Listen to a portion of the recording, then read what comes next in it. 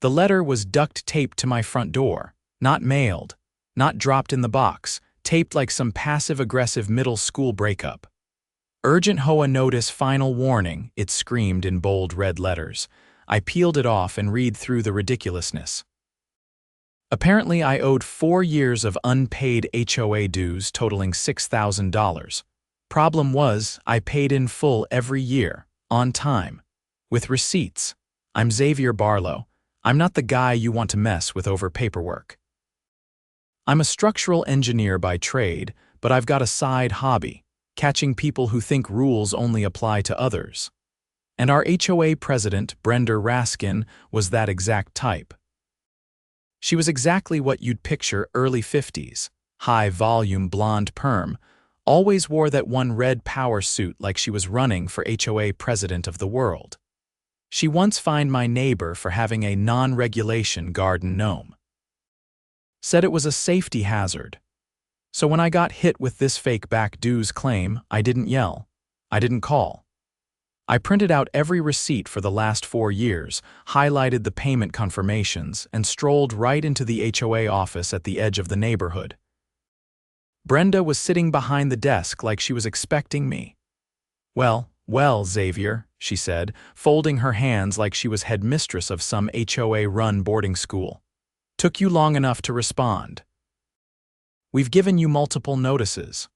"No, Brenda," I said, dropping the folder of receipts on her desk.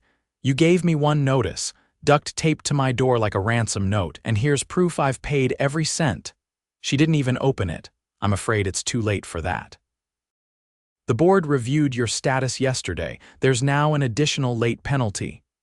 "You're making that up," I said flatly. "I don't make the rules," she said with a fake smile. "I just enforce them." She was lying, I knew it, and that smug little smile told me there was more to this. So I left without arguing. Let her think she won, but I had a theory.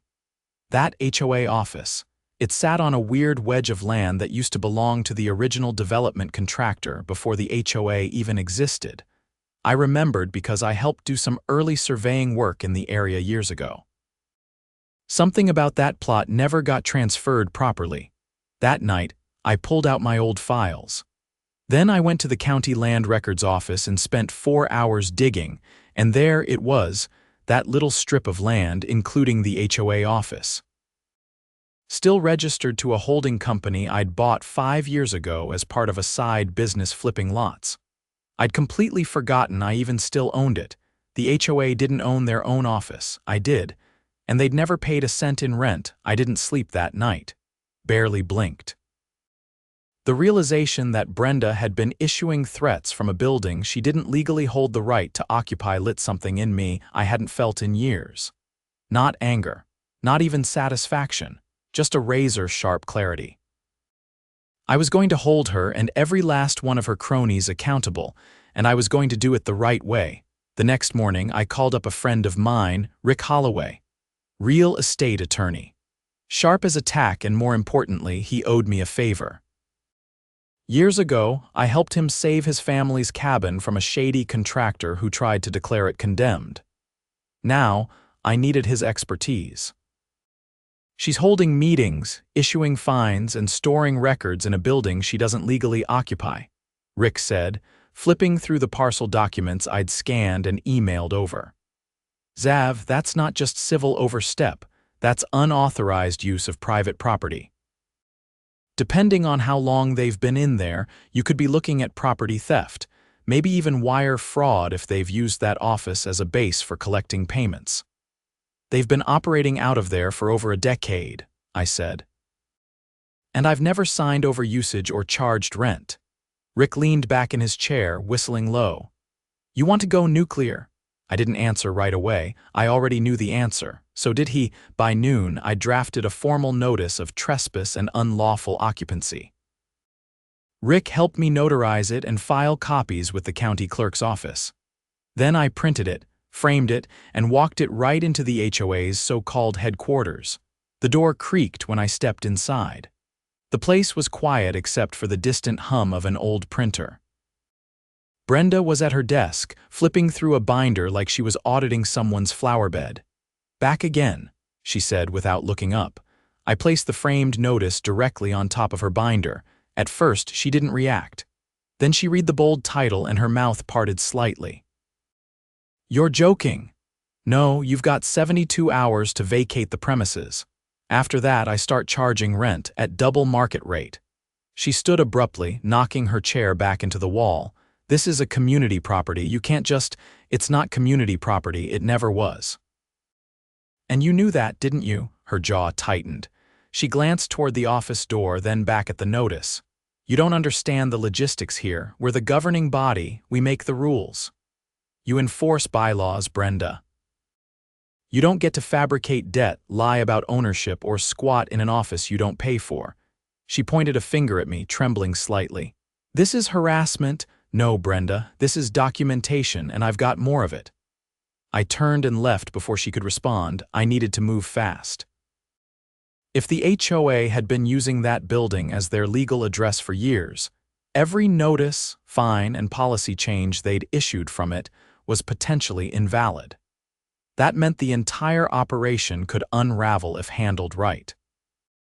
That evening, I met with a few neighbors: Jeannie from 2 doors down, Malik, who ran the local hardware store, and Gloria, a retired nurse who'd been fined twice for excessive porch decoration. I laid everything out: land ownership, false back dues, the trespassing. Jeannie was the first to speak. "So we've been paying fees to an organization operating illegally." "Technically, yes," I said. "They've been using this address as their headquarters despite never having the legal right to occupy it." Malik laughed. "So what's the plan? Kick him out." "Not just that," I said. "We expose the whole thing. I want transparency, audits, and if we find any real crimes, we let the law handle it." Gloria's eyes narrowed. "They forged a debt. That's mail fraud if they sent notices." "I say we document everything and take it to the DA." That was the moment the wheels really started turning. We formed a small task group, just 5 of us to start. We called ourselves the Property Rights Committee. Quiet and under the radar. Our goal was simple: gather every piece of documentation we could about the HOA's operations. Meeting minutes, financial statements, communications. Anything and everything. Gloria requested copies of the last 5 years' budgets under the Freedom of Information Act, citing her right as a dues-paying member. Brenda delayed for days, then finally emailed a PDF that looked like it had been thrown together by a teenager. Numbers didn't line up. Account names were vague. There were payments listed to companies that didn't exist. Jeannie, who worked as a forensic accountant before retiring, started cross-referencing vendor payments.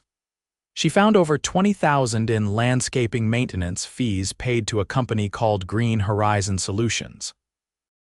Problem was, the company had no business license, no website, no employees. It was a shell, and the address listed.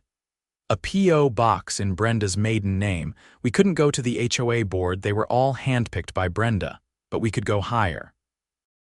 Rick helped us file a formal complaint with the state's Department of Consumer Affairs. We attached every bit of evidence: false debt claims, illegal occupancy, fraudulent vendor payments. We also sent a copy to the county district attorney's office. The response came faster than we expected. 2 days later, a black SUV pulled up outside the HOA office. 2 investigators from the DA's office stepped out, badges visible on their belts. Malik called me immediately. "They're here," he whispered. "Real serious-looking guys." One of them just took photos of the front door. I grabbed my keys and drove over. By the time I arrived, Brenda was outside, arms crossed, trying to maintain composure while the investigators questioned her. One of them nodded to me as I approached. "Mr. Barlow, that's me. We've reviewed the complaint. Can you confirm you're the legal owner of this property?" "I can. Records are filed with the county clerk. I've never leased or licensed it for HOA use." Brenda cut in, voice sharp. "This is a misunderstanding. We've used this space for years. And yet you've never paid rent," the investigator replied. "That's not a misunderstanding, ma'am. That's unlawful occupancy." She opened her mouth again, but the other agent held up a hand. "We'll need full access to the building." All files, digital and paper. Brenda hesitated. Then, reluctantly, unlocked the front door. Over the next 3 hours, they boxed up files, photographed documents, and took statements. I stayed out of their way, watching from across the street with Gloria and Jeannie. By sunset, they sealed the door and left with 3 file boxes and 2 hard drives. The next morning, a county-issued notice was taped to the office door. This property is under investigation. All official HOA functions are temporarily suspended pending review. Residents started showing up one by one reading it. Word spread like wildfire. At noon, I got a call from Brenda. "You think you've won," she said, voice hoarse. "But you've just disrupted everything. Garbage pickups, security patrols, maintenance, they're all suspended now. This whole neighborhood's going to fall apart." "No, Brenda," I said. "It's finally going to come together without you." She hung up. That night, I drafted a lease agreement. Effective immediately, the HOA could remain in the building at double the current market rent. Monthly, payable to me. Failure to comply would result in a formal eviction. I emailed it to the board's general inbox. The next morning, no one showed up at the office. The lights were off. The door remained locked, and for the first time in years, the neighborhood felt calm. The real work was just beginning. But the grip Brenda had over the community, it was already broken. By the end of the week, the sealed office sat untouched. No one from the board had dared open it again, not with the county seal bolted to the door and the investigators' warnings hanging heavy in the air. The neighborhood, meanwhile, was adjusting in a way no one anticipated. Contrary to Brenda's threats, the sky didn't fall. Trash still got picked up. The grass still got cut. Turns out, most of those services weren't even coordinated by the HOA. They were contracted directly by the city through a long-standing infrastructure agreement that predated the HOA's formation. On Saturday morning, I got a call from Rick. "They're moving faster than I expected," he said. "The DA's office wants to meet with you. Monday, 2 o'clock. I paused. "They give any reason?" "Yeah, they're building a case, and they want your committee's evidence formally introduced." I met Rick outside the district attorney's municipal office. The assistant DA, a sharply dressed woman named Talia Nguyen, greeted us in the conference room. Her tone was brisk but focused. "We've reviewed the documentation regarding unauthorized occupancy and fraudulent financial records," she began. "It's bad. But what concerns us more is what we found in the computer systems seized from the office." She gestured to a laptop connected to the wall monitor. It displayed a spreadsheet, long columns of names, numbers, and notes. "These," she said, "are resident accounts. But many of the names listed here don't match the actual property owners. Several homes have been flagged with overdue dues, interest penalties, and lien notices, but the payments recorded don't match the amounts demanded. In at least 9 cases, we found discrepancies in the thousands." Rick leaned forward. "Are you saying they were inflating lien amounts and pocketing the difference?" "Exactly," she said, "and it gets worse. There are transferred payments funds routed from the HOA's operating account into a shell nonprofit. That nonprofit was registered under a different name, but the signature on the incorporation paperwork matches one we've seen before." She clicked to the next slide. Brenda's name appeared on the screen, alongside a scanned signature and a notarized document registering a nonprofit called Community Enrichment Fund. Its mailing address, a storage unit just outside town. "They were embezzling," I said flatly. "Systematically," Talia replied. "And laundering it through a fake community outreach program. We estimate over $70,000 siphoned over 6 years. Rick exhaled slowly. "What do you need from us?" "Testimony. Particularly yours, Mr. Barlow. You're the legal owner of the property they used. That gives you standing in the case, and we need your entire committee prepared to give depositions." "I'll get them ready," I said. "What about arrests?" Talia nodded. "Warrants are pending. We're coordinating with the sheriff's department to make sure this is handled properly." By the time I stepped back outside, the breeze felt different. The whole neighborhood had been under a fog of control for so long that I didn't realize how good it felt to breathe clean air again. That night, I met with the rest of the committee at Gloria's house.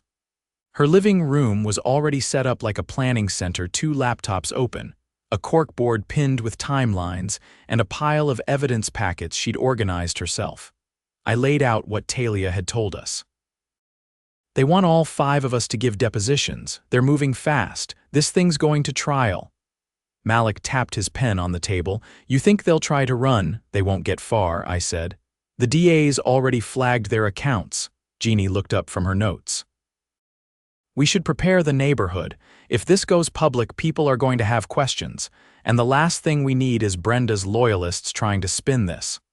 Agreed, I said. We hold a meeting. Wednesday night, we'll present the facts.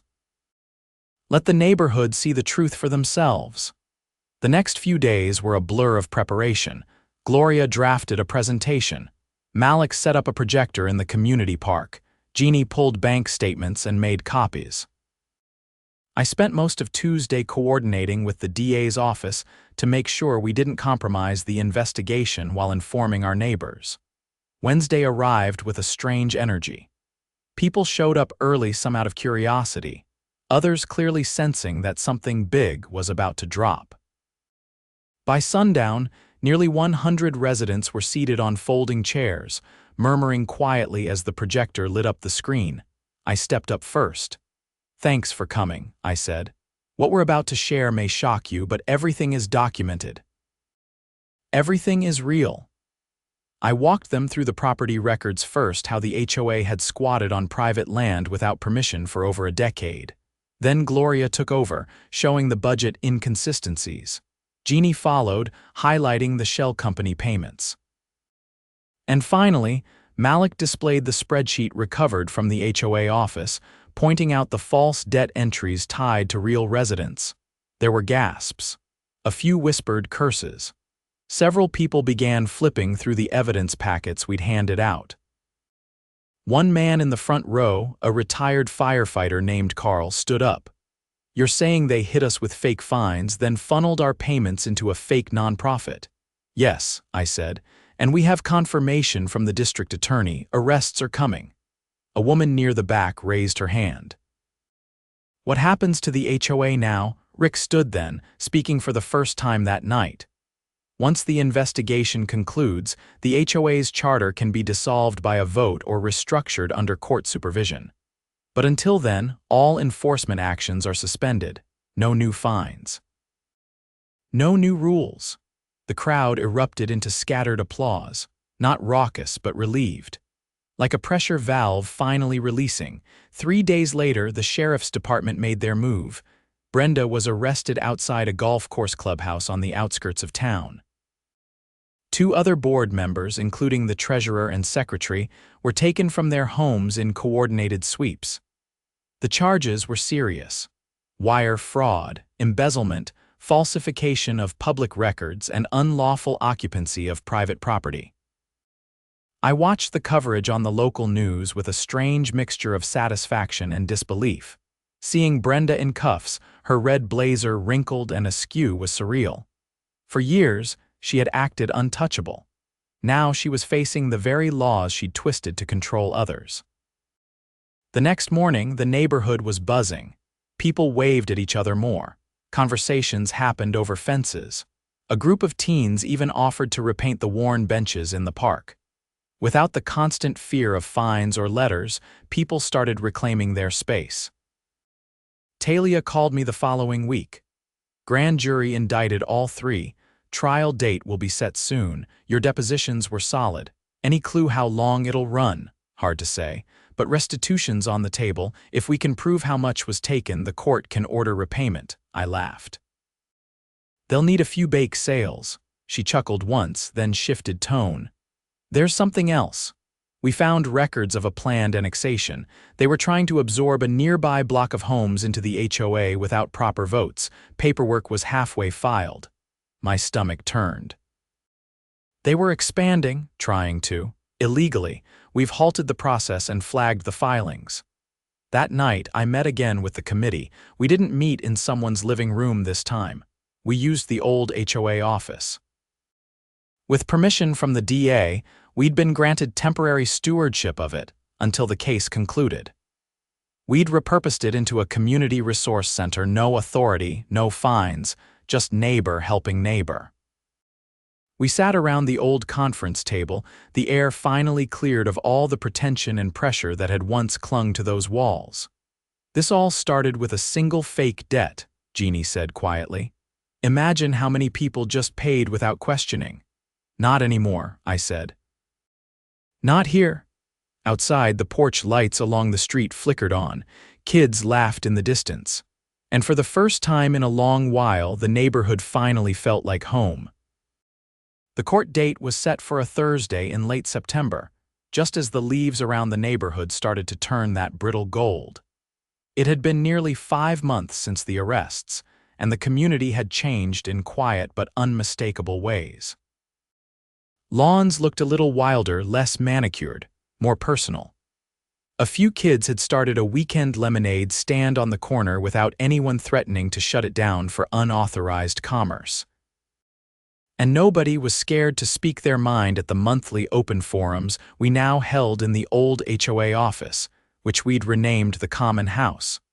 But beneath all of it, we knew the trial would determine whether any of this lasted. Inside the courtroom, Brenda sat at the defense table between her two attorneys. Her hair was flatter than usual, and her blazer was gray this time, likely an attempt to soften her image. She didn't look at me as I took my seat behind the prosecution's table with Rick and the other committee members. The charges had ballooned since the investigation began. What started as unauthorized occupancy and wire fraud had grown into something darker. The authorities had uncovered a second set of digital ledgers, encrypted and buried in a hidden partition on the HOA's server. What they found wasn't just embezzlement. It was targeted financial retaliation. Dozens of residents had been systematically overcharged, not randomly, but selectively those who had challenged the board in any way.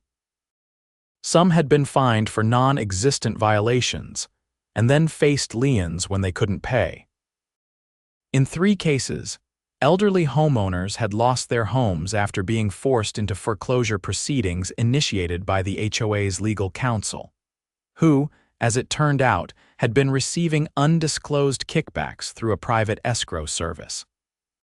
The DA introduced this evidence in the opening statement, and the courtroom fell into a silence so complete it felt like the air had been sucked out. Brenda's attorneys objected, of course claimed the accounts were misinterpreted, claimed the board had no knowledge of the deeper financial operations.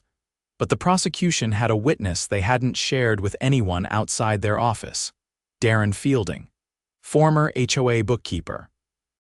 He was gaunt, eyes hollow, like someone who hadn't slept properly in years.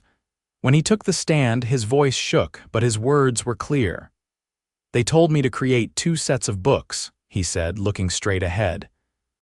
One for the public record, and one they called the Stability Ledger. That's where they tracked additional enforcement fees. Brenda said it was necessary to keep problem residents in line. The defense tried to paint him as a disgruntled employee, but Rick had anticipated that. He'd found emails, real ones, pulled from Brenda's laptop, which showed Darren raising ethical concerns months before he quit. In one, Brenda replied with a single sentence that now echoed through the courtroom. "Sometimes, order requires discomfort." The trial lasted 6 days. I testified on the 4th, answering questions from both sides about the property ownership, the lease Brenda had ignored, and the subsequent attempt to use that location to process fraudulent fines. The cross-examination tried to poke holes in the timing of the discovery, but the facts were solid. The parcel had remained in my name, no transfer, no lease, no easement. The HOA had operated there as squatters, then used the address to create a false legitimacy for their enforcement actions. On the final day, the prosecution dropped one last hammer. A recorded phone call between Brenda and the HOA secretary, captured by accident through a connected voicemail system. In it, Brenda laughed as she discussed a family that had just paid a $500 nuisance fee for a portable basketball hoop. "They'll pay anything if the envelope's threatening enough," she said. "People fear official-looking paper more than they fear God." The jury deliberated for less than 2 hours, guilty, on all counts. Brenda was sentenced to 16 years with no possibility of parole for at least 10. Her co-conspirators received slightly less, but all were barred from ever holding fiduciary or administrative roles in any organization again. Restitution was ordered. The court appointed a forensic accountant to begin the process of recovering stolen funds through asset liquidation. Brenda's second home, a lakeside property in Vermont, was seized and sold. The proceeds were split among the residents who had suffered the largest losses. After the sentencing, as we stood outside the courthouse under a sky that looked cleaner than it had any right to be, Gloria turned to me. "Do you think it's actually over?" I looked around. Jeannie was talking to an older couple who had nearly lost their home to one of Brenda's crooked liens. Malik was helping a reporter from the local paper verify the timeline of events. Rick was already on the phone with someone, probably explaining how to set up a transitional governance model. "I think the worst of it is," I said. "But we've still got work to do," and we did. The neighborhood voted to dissolve the HOA entirely. With the board indicted and the charter under legal suspension, the process was surprisingly smooth. We transitioned into a voluntary neighborhood association, one with zero enforcement powers and a rotating leadership model. No fines, no surveillance, just communication and cooperation. The common house became a real community hub. We hosted workshops budgeting, gardening, even a class Malik taught on how to read service contracts so no one got scammed by repair companies again. Kids used the back room for a weekend art club. Someone donated a piano. Gloria started teaching lessons. I leased the office space to the new association for $1 a year, a symbolic gesture. Rick told me I could easily charge market rate, but I wasn't interested in making money off it, not after everything. A few months later, I got a letter in the mail, not duct-taped, not threatening. It was hand-addressed and sealed neatly. Inside was a thank you card, no signature, just a note in neat cursive: "You gave us back our neighborhood, thank you." I didn't recognize the handwriting, I didn't need to.